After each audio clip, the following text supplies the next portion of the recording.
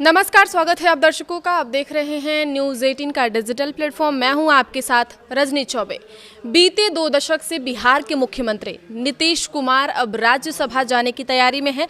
हाल ही में उन्होंने नामांकन दाखिल किया है। ऐसे में अगर चुनाव जीतते हैं तो मुख्यमंत्री पद छोड़ना पड़ेगा और इसी खबर ने राज्य की राजनीति में हलचल मचा रखी है।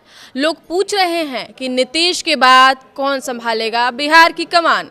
खास बात यह है कि इसी घटनाक्रम के बीच अब तक राजनीति से दूर रहे उनके पुत्र निशांत कुमार ने बीते 8 मार्च को जेडीयू की सदस्यता ग्रहण कर ली है और सक्रिय राजनीति में उनका पदार्पण हो गया है। निशांत कुमार की अचानक हुई पॉलिटिकल एंट्री ने सबको चौंका दिया है।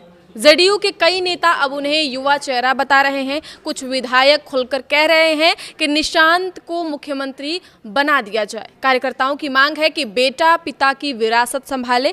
निशांत कुमार के नाम की चर्चा क्यों हो रही है, तो दरअसल हम बात कर लेते हैं। दरअसल हाल के दिनों में जेडीयू के कई नेताओं और कार्यकर्ताओं ने निशांत कुमार को सक्रिय राजनीति में लाने की बात कही है।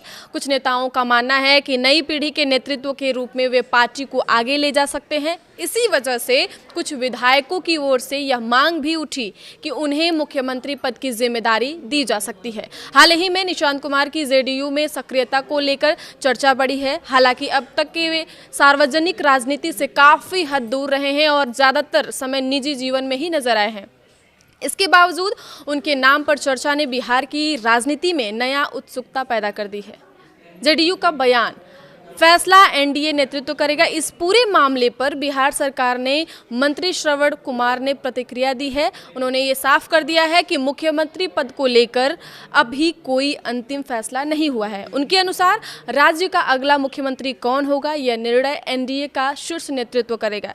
मंत्री ने यह भी कहा है कि अगर कुछ नेता या समर्थक निशांत कुमार को मुख्यमंत्री बनाने की मांग कर रहे हैं तो यह स्वाभाविक है, लेकिन अंतिम निर्णय गठबंधन के वरिष्ठ नेता मिलकर ही लेंगे।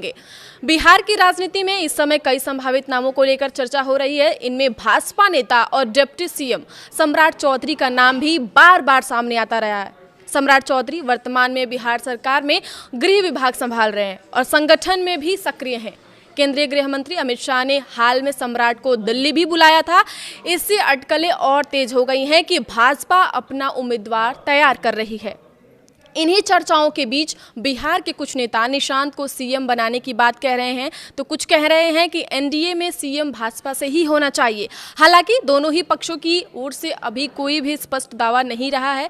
इसी बीच गठबंधन के भीतर अन्य नेताओं को लेकर भी अलग अलग अटकलें लगाई जा रही है। हालांकि राजनीति के जानकारों का मानना है कि बिहार में सत्ता संतुलन को देखते हुए किसी भी फैसले में एनडीए के सभी घटक दलों की भूमिका महत्वपूर्ण होगी। आगे की खबरों के लिए आप देखते रहिए न्यूज़ 18 का डिजिटल प्लेटफॉर्म। धन्यवाद।